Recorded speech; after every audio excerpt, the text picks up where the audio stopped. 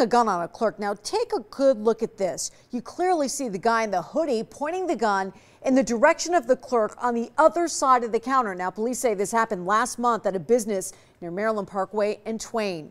And police are also looking for another robbery suspect, this one near Pecos in Charleston. And police say the man you see here walked into a store armed with a large chef knife and demanded money from the cash register. It happened around 11:30 a.m. last week on February 17th. Police say he made off with some cash.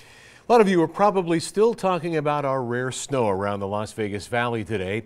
13 Action News reporter Annalise Ortiz shows us how the wacky weather was the reason people were stopping all over town to take pictures and video or just play in the snow. Yeah, we got the proof right here. It did snow in the Las Vegas Valley. Take a look at the mountains. You could see some of it still lingering there. Some people, like me, were happy they missed it and were able to stay inside. I'm not a fan of the cold, but others wanted more of this winter wonderland. No, we didn't expect that.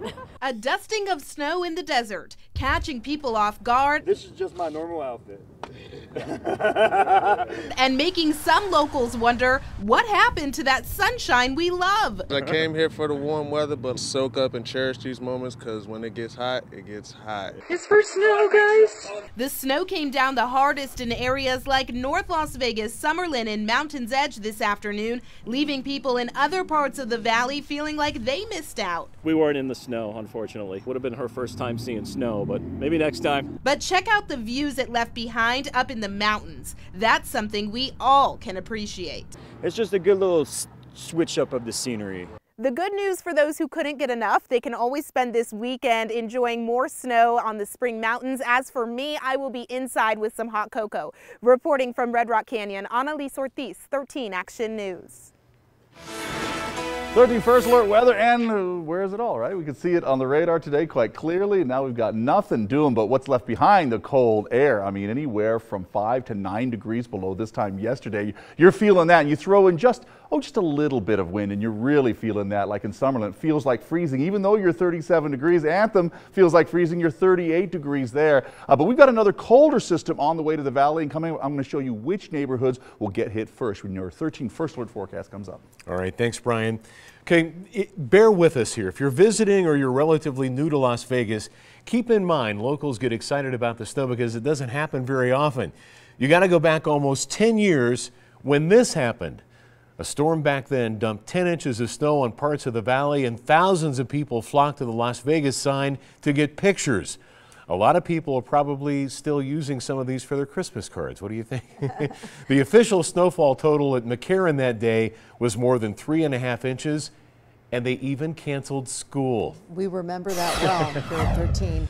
Well, CCSD officials tell us a Ralph Cadwalder Middle School student has been arrested. According to the assistant principal, the 14-year-old was making threats against the school, which immediately notified police.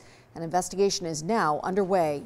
New developments tonight in that deadly school shooting in Florida. The FBI has released a full transcript of the tip that they received a month before the shooting. Now, in the call, a female warns that the alleged shooter was going to explode, saying he would threaten to kill people on social media. She claims that she told the Parkland Police Department she was telling the FBI just in case he, quote, starts shooting places up. The FBI has admitted to failing to follow up on the tip and sharing it with the Bureau's FBI field office. We're also learning more tonight about the armed, uniformed Broward County Sheriff's deputy who stood outside that high school for 4 minutes while the shooting was taking place. That deputy, Scott Peterson, had been an officer for more than 30 years and was twice nominated for Deputy of the Year. 13 Action News crime and safety expert, retired Metro Lieutenant Randy Sutton, says he was disgusted when he heard that deputy fail to engage the shooter. Listen, if people are being shot in there, it doesn't matter if you have backup. Go the hell in there and take care of business. And that's what almost every law enforcement officer would do. That deputy is now resigned after being suspended without pay. The Parkland shooting is igniting a national debate about whether teachers should be allowed to carry firearms at school. President Trump believes well-trained staff members could protect students in an active shooter situation, but not everyone agrees. 13 Action News anchor Christopher King spoke with some teachers who are split on the issue. A spokesman for Clark County School Police says teachers have enough responsibility. Let them take care of the classroom. Teachers we speak with are divided. It's time to make our schools a much harder target for attackers. President Trump endorses arming some teachers in the classroom in the aftermath of the school shooting in Parkland, Florida.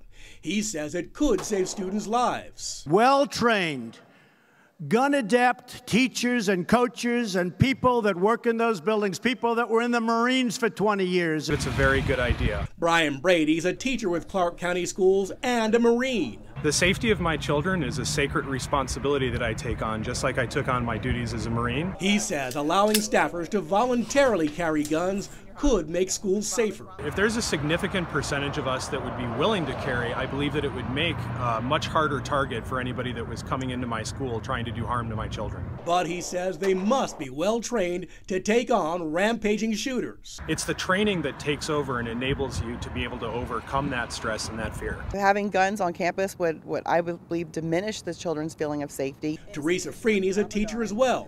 She says most of her colleagues would sacrifice their own lives for the safety of their students.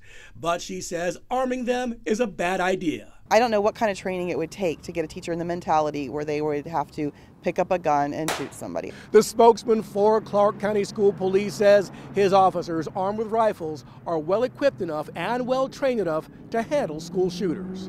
Christopher King, 13 Action News. Of course,